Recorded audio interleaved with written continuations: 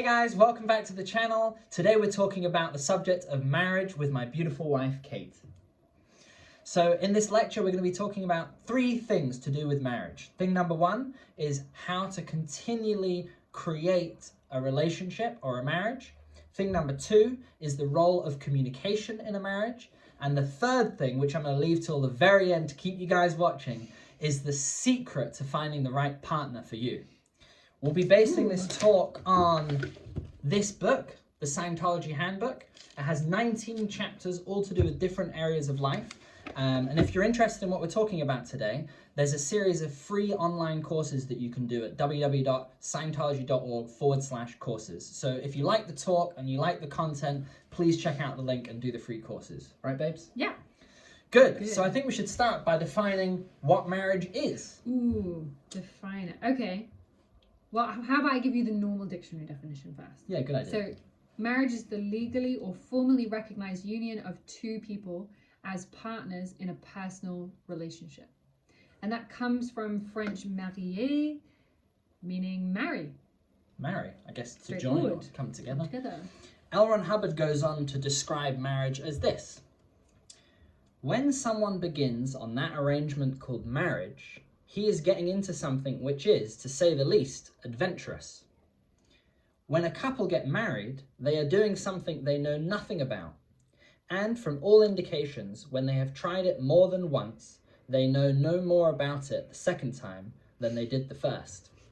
I think that's true. Yeah, we've probably all seen examples of that, right? Yeah. Second or third marriages and no more success. So I think that the first thing about this is the word Scientology means the study of knowledge. And in all of these talks, what we're really trying to give you is knowledge and practical information that you can apply to your life to be more in control of it. So in this case, we're talking about marriage.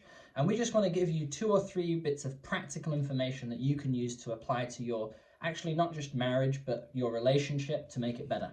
Exactly. I was going to say that. It applies to any relationship, not just marriage. Like, it sounds a bit, some people find that a bit serious, or they're not quite ready to commit and go into a legal agreement of marriage or whatever, but all this is completely applicable for relationships. Yeah, and to be honest, it probably applies more than anything to those that are single. Yeah, it's good to know this stuff. Dare I say it. Then you get it right. Should we go over point 1? Yes, let's do it. Okay, so point 1 is about how to keep a relationship going, and as part of that, we're going to be defining a new word for you. Here we go. So he says, the marriage relationship basically is a postulated relationship. A postulate is a conclusion, decision, or resolution about something. So I'll give you that again. That's a word that we use a lot in Scientology, a postulate. He says a postulate is a conclusion, decision, or resolution about something. So what would be an example of a postulate? Like if you decided you were going to start going to the gym, and you were going to get fit, and then you actually then follow through. You made the decision, but really made it. Yeah. And then you follow through and you do it, and then you actually get fitter. Yeah. A conclusion, decision, or resolution about something. You know, if you guys are single, a postulate could be, I'm going to find my partner. I'm going to find the right partner for me. If you're in a failing marriage or you're arguing, you could make the postulate that I'm going to bring this marriage back together. I'm gonna make this marriage work. That would be a postulate, and then you would go and follow up that postulate with action. So you know, we're big believers in positive thinking, but we're equally big believers in action. Very much so. Okay, so then he says, I'll follow that. A postulate is a conclusion, decision, or resolution about something. When people stop postulating a marriage, it ceases to exist. That is what happens to most marriages. It isn't the other way around. It isn't that all men are evil, so therefore contracts such as marriage dissolve, usually in infidelity, or go all to pieces. That is not true. The reverse is true. When you have a purely postulated relationship, you have to continue to create it. And a family which doesn't continue it, I'll give you that again. And a family which doesn't continue to create itself as a family will cease to exist as a family. That's about all you need to know about it. I think this is such an important point. So many people fall into this habit of, when you're together, you have the honeymoon period. That's what everyone talks about. Yeah. Honeymoon period. How long is the honeymoon period? I don't know. I think it's anything from like a month. Like some people for a few months. I think people talk about Maybe like in a weeks. marriage, it can be even the first couple of years is the honeymoon period. Yeah, maybe. How long is the honeymoon period, guys? Post below in comments. We'd like to know. Is there an official amount? Yeah.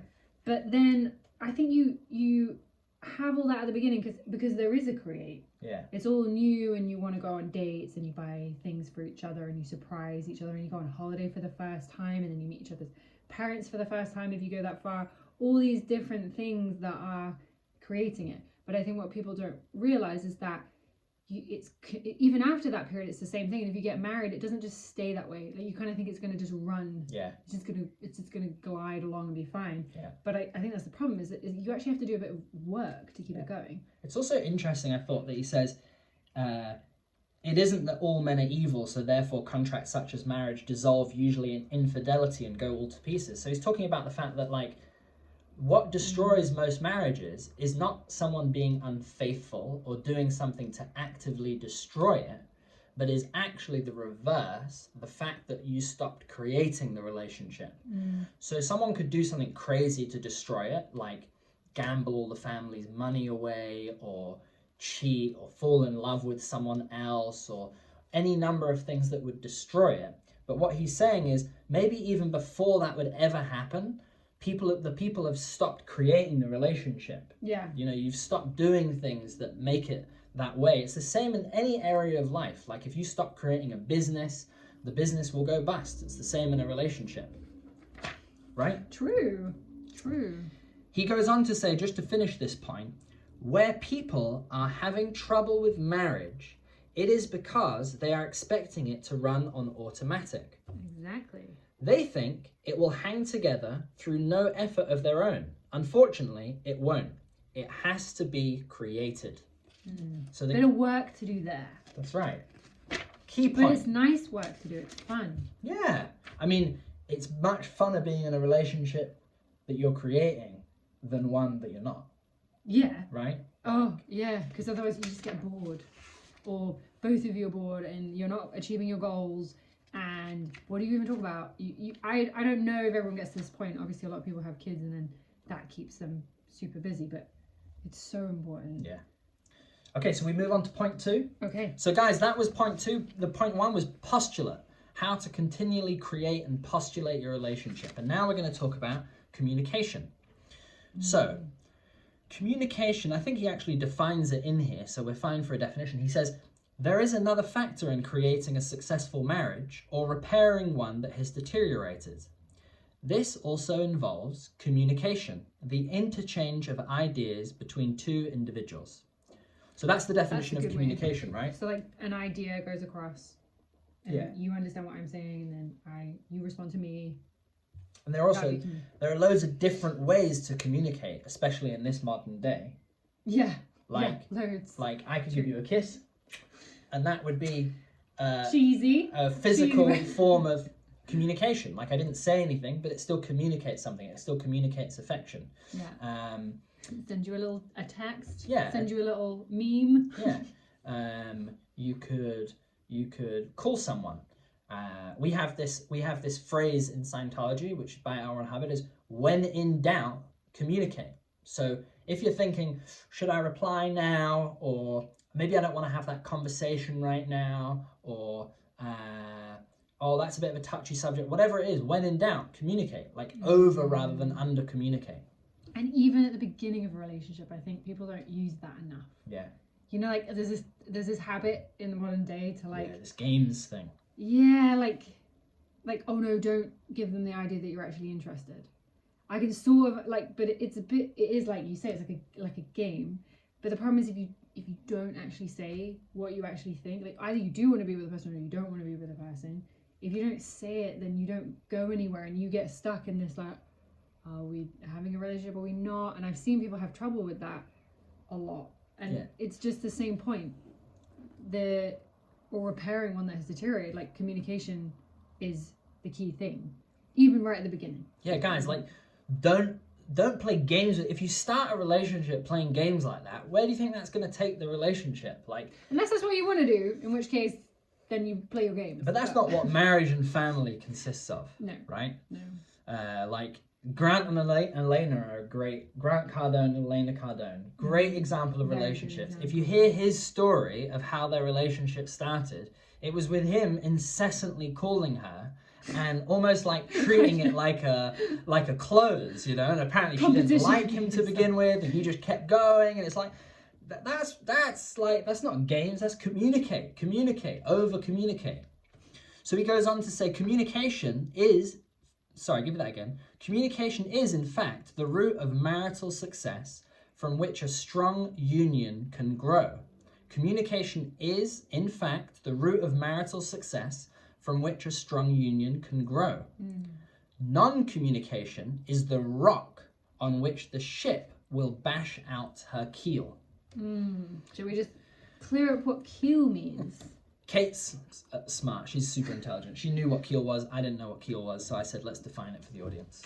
Good. You see, we know each other's strengths and weaknesses, don't we? So keel is the lengthwise timber or steel structure along the base of a ship.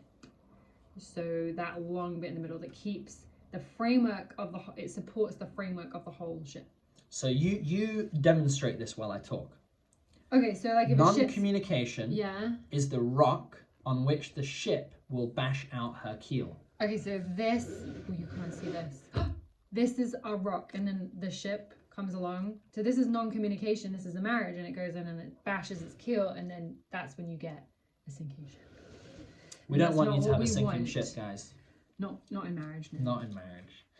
So then he goes on to say, I think that's all we're going to talk about in communication, actually. So I think the most important point here is communication is, in fact, the root of marital success from which a strong union can grow. So what would be a good example of that? Because I know that sometimes you say that it's easier said than done. Because sometimes you just don't want to, there might be something a bit awkward, something a bit embarrassing, something you just don't want to tell them because you feel like a bit stupid saying it. I mean, I think... Is it still better to say it? Yes, and I think a good example is like, we have this rule in Scientology, and in a Scientology marriage, like it was read out at our ceremony, right? Yeah, it was part of our wedding ceremony. Yeah, when the minister says, basically, like I'm paraphrasing, along the lines of, do you agree to never go to sleep on an upset? And what that means is, do you agree that if you have an upset or an argument, will you resolve it before going to sleep? Don't let the upset continue beyond that day. So you have to resolve it. So Charlie reminds me of this one, which is good. Yeah. When needed. I think I reminded you last night. So what we don't, like, to be totally honest, we almost never argue. But one of us can sometimes be a bit upset about something maybe even disrelated to the marriage. And when that happens, and especially like maybe it's late at night and you're both a bit tired, we really make a point. At least one of us will always say, hey, you know, we're not going to go to sleep on an upset, you know, so tell me what's happening. And sometimes one of us will be a bit embarrassed to talk about it. Yeah. Or like maybe if it's like a stupid thing, jealous or whatever. But you just got to say it, because once you say it resolves, doesn't it? It just kind of goes, it's not as important anymore. Yeah. And then also sometimes you need to say things if you actually think that your partner has done something incorrect. I also that's part of what I think he's referring to here in communication, is that you would need to bring them up on that point. Yeah. And also vice versa, if you're like, oh, I did something that I know you wouldn't like if I had done something that you didn't like, you know, spent money on something I shouldn't have or whatever, or like then I would, if I told you, I know I would feel a lot better, and then our communication stays at this level. Yeah. Whereas if I don't say it to you, I know what happens. You start to notice it, and then there's a little bit less. Yeah. And love going on. And another great quote, and I'll say them just because I know them verbatim, is communication is the universal solvent. That's what Aaron Hubbard says, right? Communication is the universal solvent. So it can be used to solve anything. So over communicate. I think that's the message there, right? And let the other person communicate. What are you trying to say? No, I'm not saying you do. I know people run into that though, like you get frustrated or you want to talk over the top, or I'm bad at that as well. You have to let the other person say what they want to say. Yeah, exactly. And also not be angry, like sometimes someone's trying to tell you because they love you, even though it's really hard for them, and then you're like, Yeah. You have to sort of stop yourself if you can. Yeah. Okay, so now, just before I tell you the secret of all secrets when it comes to relationships and marriage, just a reminder that all of these courses and everything we're talking about, we're just taking like snippets from the book here. But if you want the full access to the information and your own designated online supervisor, you can go to Scientology.org/courses, and you have all this material available for you totally free. I think all you have to do is input an email, and then you go into the online portal and you can do it all for totally free. Very good. And there's one on communication, so you can even do it on that subject. Yeah. Okay, so this is the subject that I personally believe is the basis of all successful marriages and relationships, and really is how to pick your perfect partner. It's summed up in this quote by Hubbard. He says, "A marriage composed of two individuals who are not attaining or seeking to attain a similar goal is a failure. That is the first requisite of a successful marriage." It's very true. I think the first thing we did, we hadn't even gone on a date, nothing. And we spent about 5 hours just questioning each other on our goals, because we knew this, we'd studied this ourselves, and had been in other relationships and where this hadn't quite worked out for some reason. So then we studied it and really made a point, both funnily enough, totally separately, to make sure that this was the case. So then we spent a long time almost like wheedling out of each other what are our actual goals and intentions. I mean, that was like, I don't know, it was like a hours and hours conversation to really... Because it's important, and it needs to be detailed. I find that if your core goals are the same, a lot of other stuff seems to align. But you also do need to go into detail, like, is it expected that one of you is meant to pull the financial weight of the relationship? Is it expected that you spend the whole weekend together? Or are you totally driven by your goals and ambitions, and you expect to be working 60-70 hour weeks, and maybe you don't see each other a lot? It has to be really aligned, right? But he does say, like, seeking to attain similar goals. So, I was going to say, it doesn't have to be that you want to do exactly the same thing. Like, you both want to be a zoologist or something and be full-time in a zoo or whatever you do. But then I think you can have quite different goals, but then within a relationship, there's a sort of joint goal as well. And then you might have to change and bend a little bit to like make both of that work. But the thing is, it's funny because if they do align, also you want your partner to achieve their goals, and when they do, they're happier, and then your relationship's better. So I think when you contribute towards their goals, it adds something to your life, as opposed to taking something away, which I think people sometimes say it takes away. I think per this, like, if your communication's in and then your goals are similar, I don't think it's true that it takes away. But you have to decide, and you have to work it out. I think for us, like, having that as the foundation of our relationship just made everything so much more easy. Like, to be honest, I could sometimes do with more communication, and probably she could too, but our goals are so aligned that we never get into troubles because of that. So I'm going to leave you with this again. He says, "A marriage composed of two individuals who are not attaining or seeking to attain a similar goal is a failure. That is the first requisite of a successful marriage." And we believe for a successful relationship too. So guys, I hope you liked this episode. We filmed it especially for YouTube, and so that it doesn't break up. So let me know if that was better in the comments. Let me know if the feed or the quality is better. It looks better in the screen, but I don't know if that makes it better. And make sure you ask questions. If you have questions for Charlie, he'll answer. I can answer. Like, I have all sorts of questions about relationships. You can have a question for either of us, and we'll answer it in the comments. If you have any questions about relationships, just drop them below, and we'll answer them live. But the best thing is do the course, because then you get to read all this for yourself, and there's also practical exercises as part of it. That's what we did. And don't forget, please subscribe. See you guys.